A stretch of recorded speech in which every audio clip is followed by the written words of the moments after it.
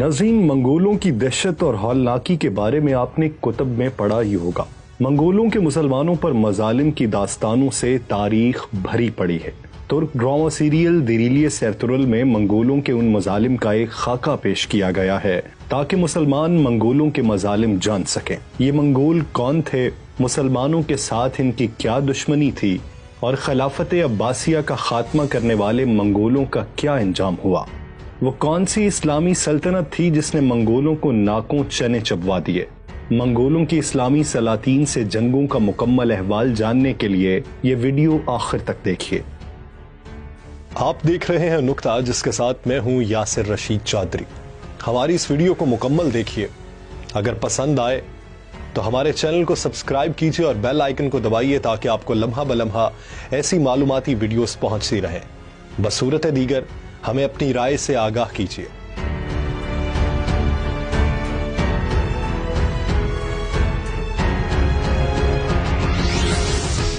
منگول سلطنت کا بانی چنگیز خان، جس کا اصل نام تموجن تھا، 1216 میں کارا خطائی سلطنت کے خلاف فوج لے کر نکلا۔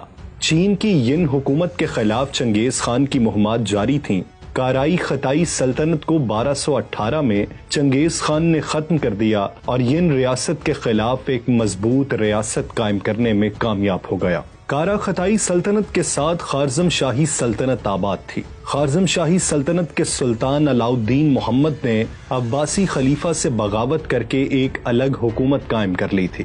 عباسی خلیفہ الناصر نے چنگیز خان کو پیغام بھجوایا کہ وہ اس کی مدد کرے اور اس بغاوت کو کچلنے میں مدد دے، لیکن چنگیز خان چونکہ چین میں اپنی مہمات میں مصروف تھا، اس لیے اس نے خلیفہ کو انکار کر دیا، اور دوسری طرف اس کی خارزمی سلطنت کے ساتھ تجارت چل رہی تھی جو کافی منافع بخش تھی، اس لیے وہ کسی قسم کی لڑائی نہیں چاہتا تھا۔ اس نے سلطان سے امن معاہدہ کر لیا اور اس نے سلطان کو پیغام بھجوایا کہ میں اس سرزمین کا خان ہوں جہاں سے سورج ابھرتا ہے، اور تم اس سرزمین کے سلطان ہو جہاں سورج ڈوبتا ہے۔ ہم کسی تنازع میں نہیں پڑتے اور امن اور دوستی کا معاہدہ کر لیتے ہیں۔ 1219 میں اس نے 500 مسلمانوں اور منگولوں کے ایک قافلے کو قالینوں کی تجارت کے لیے خارزم بھیجا۔ خارزمی شہر ایترر کے گورنر انلچوک نے ان سب کو قید کر لیا۔ اس نے یہ الزام لگایا کہ یہ سب قالینوں کے تاجر نہیں بلکہ منگول جاسوس ہیں جو مخبری کے لیے یہاں آئے تھے۔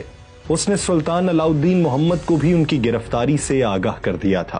جب چنگیز خان کو ان کی گرفتاری کا علم ہوا تو اس نے اپنے 3 قاصد سلطان کے پاس بھیجے، ان میں سے 2 منگول اور 1 مسلمان تھا۔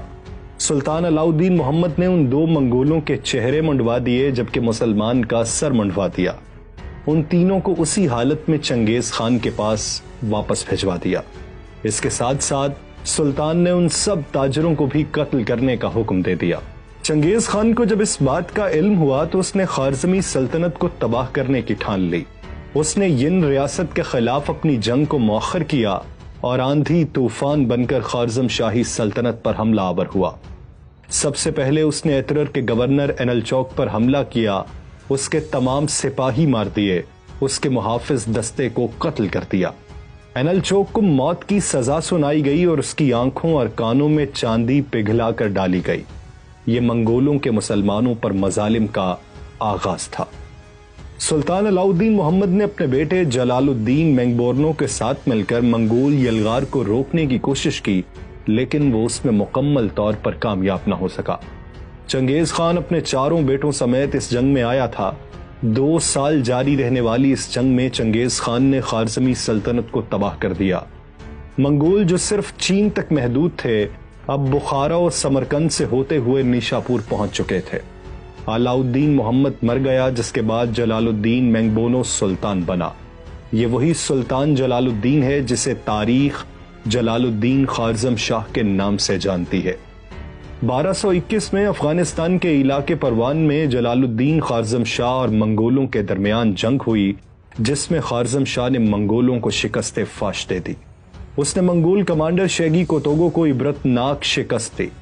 جلال الدین خارزم شاہ جانتا تھا کہ وہ چنگیز خان کا مقابلہ نہیں کر سکتا، اس لیے وہ جلد از جلد ہندوستان کی طرف جانا چاہتا تھا، لیکن اس دوران چنگیز خان اس شکست کا بدلہ لینے خود آ گیا۔ اس مرتبہ اس نے خارزم شاہ کو دریائے سندھ کے کنارے آ لیا اور اسے شکست دی۔ خارزم شاہ چند ہزار سپاہیوں کے ہمراہ دریائے سندھ عبور کر کے ہندوستان کی جانب بھاگ گیا۔ یہ جنگ جس مقام پر لڑی گئی وہ موجودہ پاکستان کا علاقہ ہے۔ چنگیز خان واپس منگولیا چلا گیا اور 20,000 سپاہی خارزم شاہ کے پیچھے بھیج دیے، جنہیں ملتان کے قریب خارزم شاہ نے شکست دی۔ 1227 میں چنگیز خان کی وفات کے بعد اس کا بیٹا اوکتائی خان منگولوں کا حکمران بن گیا۔ اس نے خارزم شاہ کا پیچھا نہ چھوڑا اور اپنے بہترین کمانڈر اس کے پیچھے بھیجے۔ دہلی کے سلاطین منگولوں کا مقابلہ نہیں کر سکتے تھے، اس لیے خارزم شاہ نے ایران جانے کا سوچا، لیکن راستے میں ہی اس کی منگولوں سے مٹ بھیڑ ہو گئی۔ اس لڑائی میں جلال الدین خارزم شاہ مارا گیا اور خارزمی سلطنت کا مکمل خاتمہ ہو گیا۔ یہ مسلمانوں کے خلاف منگولوں کی پہلی کامیابی تھی۔ اس کے بعد چنگیز خان کی اولاد مسلمان ریاستوں کے خلاف عذاب بن کر نازل ہوئی۔ خارزم سلطان کی ایک غلطی کی وجہ سے منگول چین سے فلسطین تک کے حکمران بن گئے۔ اوکتائی خان کے دور میں ایران، افغانستان اور وسط ایشیائی ممالک فتح ہو چکے تھے۔ تمام مسلمان حکمران اوکتائی خان کی اطاعت قبول کر چکے تھے اور اس کو ٹیکس دیتے تھے۔ منگول عیسائی اور بازنطینی ریاستوں کو بھی فتح کرتے جا رہے تھے۔ اس دور میں سلجوق سلطان غیاث الدین کے خسرو ثانی نے منگول سلطنت سے بغاوت کر دی۔ 1241 میں اوکتائی خان کی وفات کے بعد اس کا بیٹا گویوک خان منگول سربراہ بن گیا۔ اس نے حکم جاری کیا کہ سلجوق سلطان گویوک خان کے پاس منگولیا آئے اور اطاعت قبول کرے۔ سلطان نے اس کا حکم ماننے سے انکار کر دیا اور خراج دینے سے بھی منع کر دیا۔ 1243 میں منگول کمانڈر بیجو نویان کی قیادت میں منگول فوج اناتولیا پر حملہ آور ہوئی۔ سیواس کے قریب کوسے ڈاک کے مقام پر دونوں فوجیں آمنے سامنے ہوئیں۔ سلجوق سلطان کے ساتھ تبریز کے حاکم اور جارجیا کے حکمران کی فوجیں بھی شامل تھیں، جو سلطان کا ساتھ دے رہی تھیں۔ جنگ شروع ہوئی تو منگولوں نے پیچھے ہٹنا شروع کر دیا۔ سلجوقی فوج ان کے پیچھے جانے لگی۔ اس دوران منگول فوج نے ان کو 3 اطراف سے گھیر لیا۔ اس جنگ میں غیاث الدین کو شکست ہوئی۔ سلطان جان بچا کر اناتولیا بھاگ گیا۔ تبریز اور جارجیا بھی اب منگولوں کے رحم و کرم پر تھے۔ منگولوں نے سیواس اور کیسری تک کے علاقے پر اپنا قبضہ جما لیا۔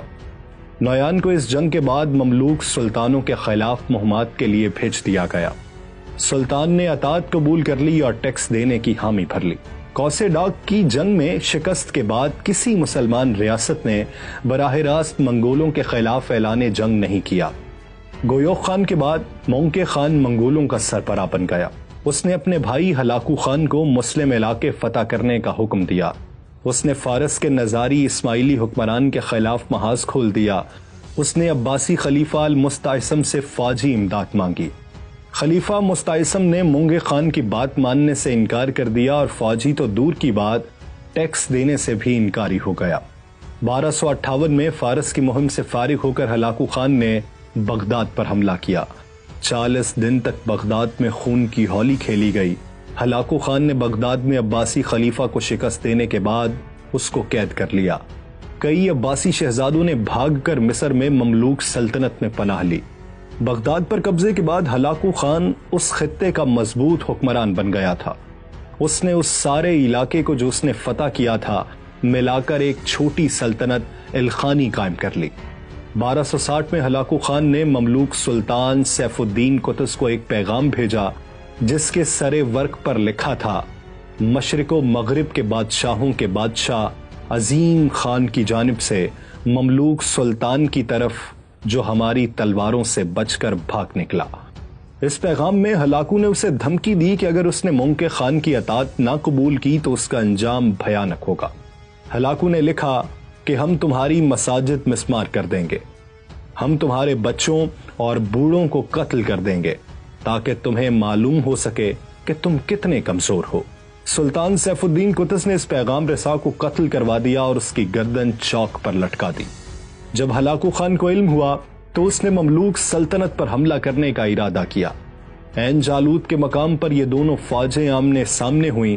مملوک فوج کے ساتھ ایوبی فوجی بھی شامل تھے جنہیں ہلاکو خان پہلے شکست دے چکا تھا۔ ہلاکو خان خود اس جنگ میں شامل نہیں تھا کیونکہ مونکے خان کی وفات کے بعد منگولیا کی سلطنت پر حکمرانی کے لیے جنگ جاری تھی۔ ہلاکو خان کا بھائی کہ بلائق خان منگول حکمران بن چکا تھا، لیکن اس کا چھوٹا بھائی اریکبو کے اس سے بغاوت کر چکا تھا۔